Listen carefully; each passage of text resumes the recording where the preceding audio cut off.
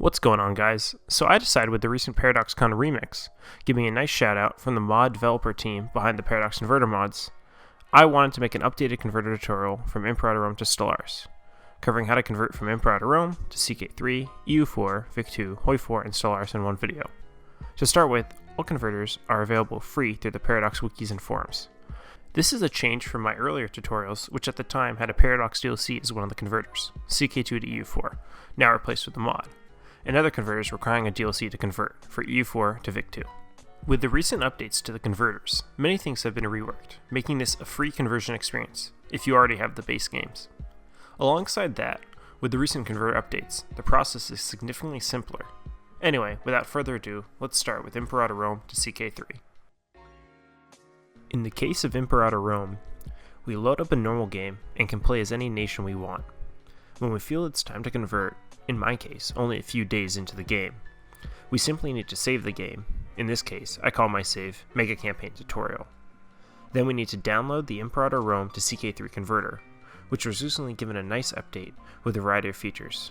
We can find this converter by searching up Imperator Rome to CK3 on Google, and finding the most recent version linked in the Paradox wikis to the Paradox forum.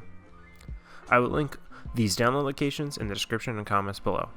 I've also set up a super converter folder in my own computer, and then put individual converter folders, which I copy the contents of the zip I downloaded of the converter. In this, we need to open the converter frontend and fill out the necessary steps for most converters, of finding our specific save game and choosing conversion options of our choice, and waiting for the mod to be created. This will eventually lead to a converted mod in CK3, which we can open ourselves and play our converted game from Imperator Rome in CK3. It's pretty simple, and for most of the mods and converter mods we have, it's a similar process. The first thing to note when launching CK3 is the mod may not show up right away, but worry not, as even if it's not in your playset, you can go to add more mods and the mod should be selectable there.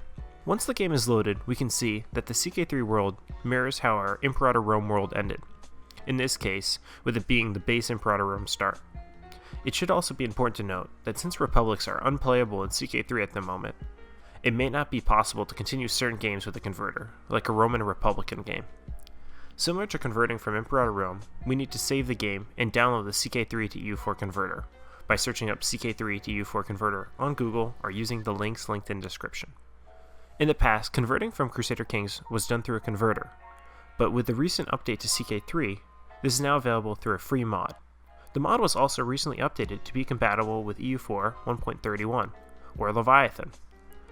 There are more options to custom converting to select with the CK3 To EU4 Converter, but for the sake of video, I'm keeping all remaining options normal except for renaming the mod. The basic version will yield extremely accurate results, with Imperator Rome religions being carried all the way over to EU4, with unique flavor alongside cultural and country-specific other added events and specific actions. You should look at the wiki and forums for deeper added lore, and make sure to tell me in the comments what you find in your own games. Hope you enjoy this conversion, and the next step will be EU4 To Vic2. Make sure to save your EU4 game and name the save a file that you'll be able to find easily, as applied to all saves.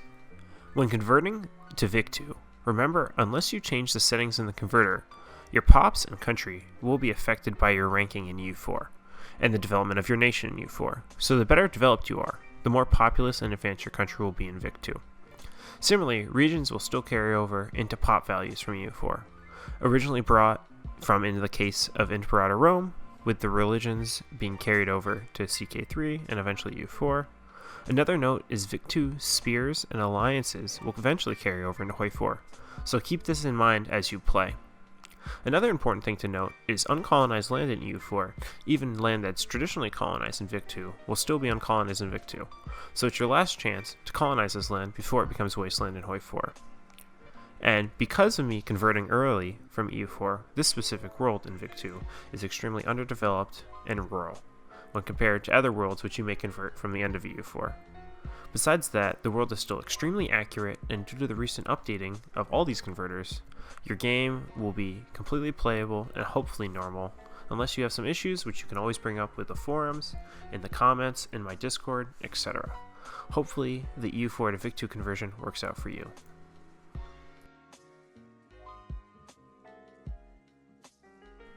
Once again, make sure to make a save that's easily accessible and easy to find in your save game folder from Vic2 to HOI4.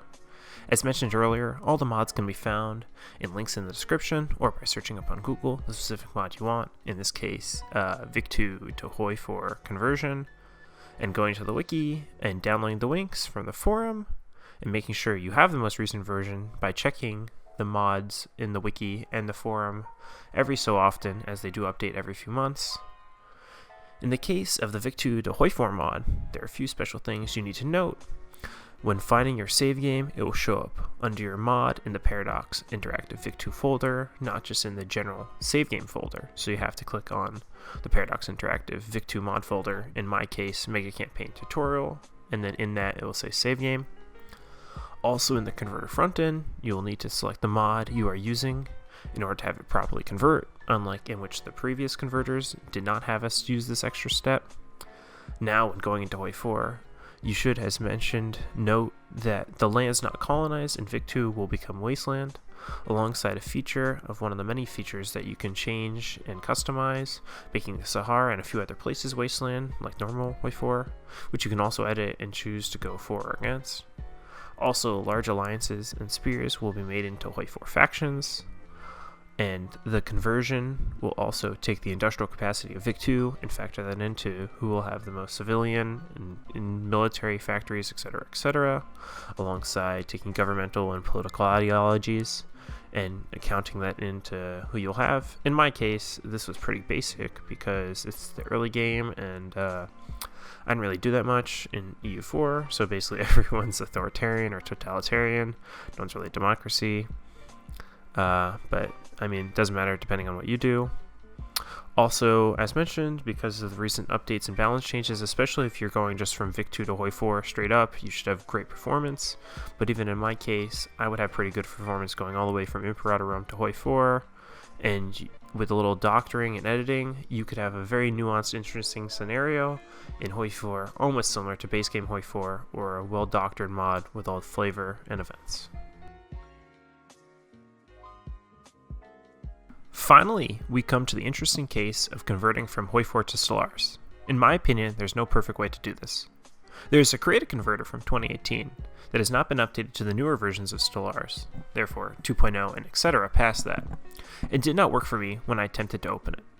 Therefore, I will show my default somewhat cheating method, which is one of two choices you can make on your own when you evaluate your own world and what you're trying to do.